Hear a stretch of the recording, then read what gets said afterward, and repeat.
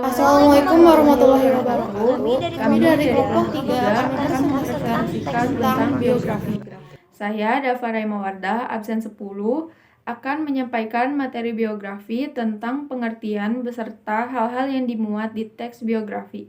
Pengertian teks biografi. Secara umum, teks biografi dibuat untuk menceritakan kisah hidup seorang tokoh terkemuka. Dalam struktur teks biografi, kamu akan menemukan sejarah hidup, pengalaman, hingga kisah sukses dari tokoh-tokoh yang dikisahkan. Ada beberapa hal penting yang umum dibahas pada struktur teks biografi, antara lain latar belakang keluarga tokoh, riwayat pendidikan, riwayat pekerjaan, prestasi tokoh, dan informasi lain yang mendukung teks biografi dari tokoh tersebut. Juga akan mempresentasikan tentang ciri-ciri teks biografi. 1. Isi teks biografi menceritakan kisah. 2. Menggunakan beberapa unsur kebahasaan. 3. Teks biografi dapat disajikan dalam bentuk fiksi maupun non-fiksi. 4. Teks biografi disajikan mengikuti pola tertentu yang didasarkan pada alur cerita, khususnya alur maju. 5. Paragraf-paragraf dalam teks biografi dikembangkan secara deskriptif dan naratif. 6. Teks biografi umumnya disusun mengikuti struktur tertentu seperti orientasi. 7. Karakter sang tokoh dalam teks biografi digambarkan secara langsung maupun tidak langsung. 8. Pola perkembangan teks biografi bersifat kronologis. Saya Mutiara Sakinata Ramadina akan menyampaikan materi mengenai struktur teks biografi. Struktur teks biografi. Yang pertama, judul. Judul berada di awal sebelum paragraf utama. Judul ini berisi nama tokoh beserta jasa-jasanya. Yang kedua, orientasi.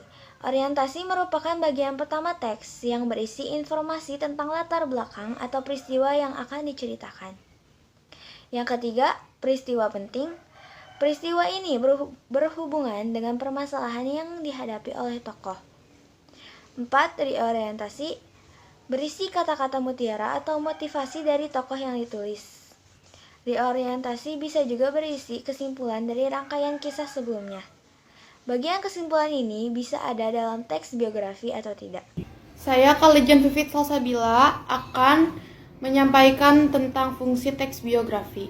Fungsi teks biografi yaitu sebagai panutan bagi pembacanya dan memuat informasi berdasarkan fakta pada tokoh dan memahami karakter orang lain.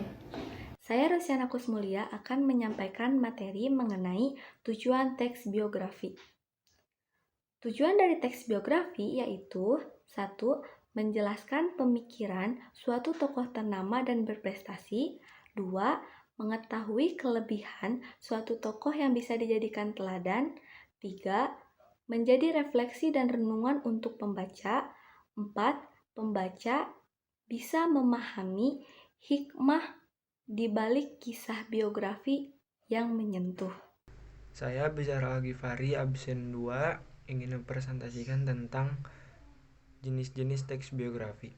Jenis-jenis teks biografi ada beberapa macam, yaitu 1. Berdasarkan penulisnya, 2. Berdasarkan isinya, 3. Berdasarkan persoalan yang dibahas.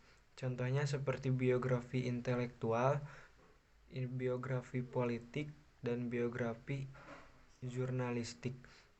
Dan yang terakhir ada teks biografi berdasarkan penerbitnya. Perkenalkan, nama saya Kamila Faiza Kahirina dari kelas 10 MIPA 3 akan mempresentasikan tentang cara penggambaran karakter unggul tokoh.